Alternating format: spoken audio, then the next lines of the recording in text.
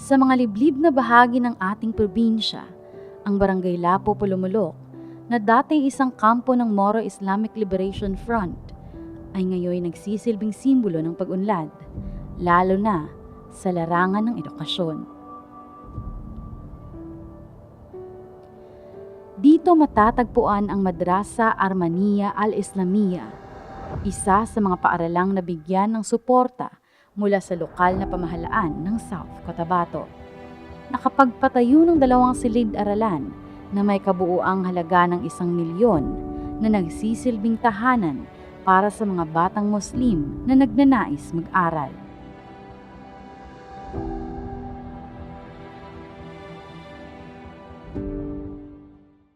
Actually, daw naka-design kita DM sang 2 madrasa per year. And very proud ako to say nga nahimo ini during the time of June lang. Nga natagaan naton sa tutok ang aton mga brother Muslim no and sisters, especially sa ilang nga edukasyon sang kabataan.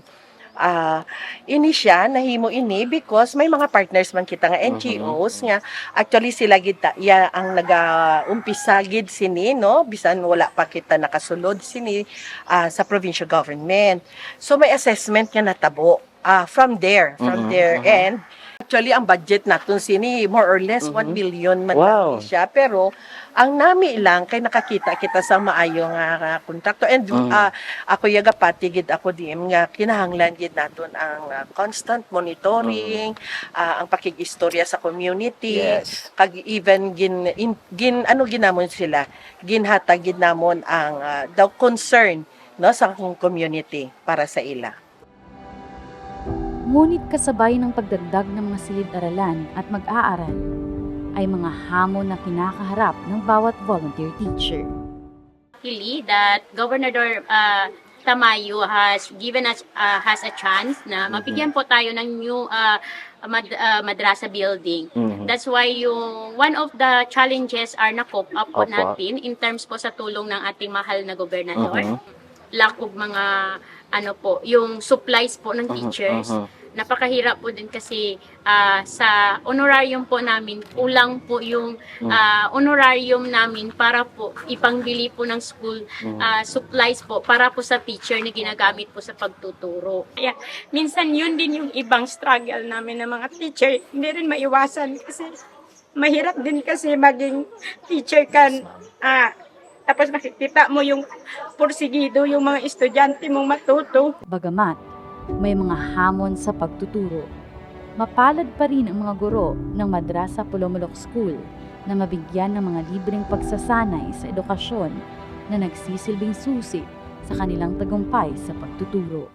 That's why na we are luckily na there's some of mga agencies na nagpo-provide po sa atin ng free training gaya po ni Mahintana in terms po sa tulong po nila. Nagbibigay po sila o nagkakandak po ng mga free training para po sa mga madrasa teacher para naman po hindi po malimutan at ma-enhance din po yung knowledge po nila. Malaking kontribusyon ang Madrasa School sa pagpapalawak ng kaalaman at karunungan ng bawat mag-aaral. Napakalaki po ng epekto kasi number 1, we are teaching the Islamic values. In terms po kung paano po, number 1, matakot yung bata. In terms po, matakot po sila, in terms po na lahat ng gagawin nila, there's Allah. And there's an angel, so always na nagsusulat ng mali at tamang ginagawa nila. We are always implementing and creating sa kanilang heart na there is a creator na dapat lahat ng ginagawa nilang masama or mabuti ay may kanahahantungan. Kasama ng pasasalamat mula sa mga kawani ng Madrasa Armania Al-Islamia, may mga kahilingan din na layong mas mapabuti at mapagaan ang pagsusumikap ng bawat guro. Hello po, Gob. Sa ulitin po, maraming salamat po sa pagbibigay po ng pagkakataon at sana po marinig at makita nyo po ito. Sana po mabigyan po ng pansin at mabigyan po ng tugon ang aming kahilingan na sana po ay mabigyan po ng pagkakataon na madagdagan po ang aming teacher dito. Una-una po madagdagan ng teacher. Lalong-lalo na po, sana po mabigyan po rin po kami ng pagkakataon na mabigyan po ng funds. Bukod sa mga aral mula sa regular na curriculum, mahalaga ring natututo ang mga bata ng mga aral tungkol sa kanilang wika, pananampalataya, kultura at mga tradisyon. Ang paghubog sa mga bata mula sa iba't ibang kultura ay nagbubukas ng pinto tungo sa pagkakaintindihan, pagkakaisa at mas maliwanag na kinabukasan.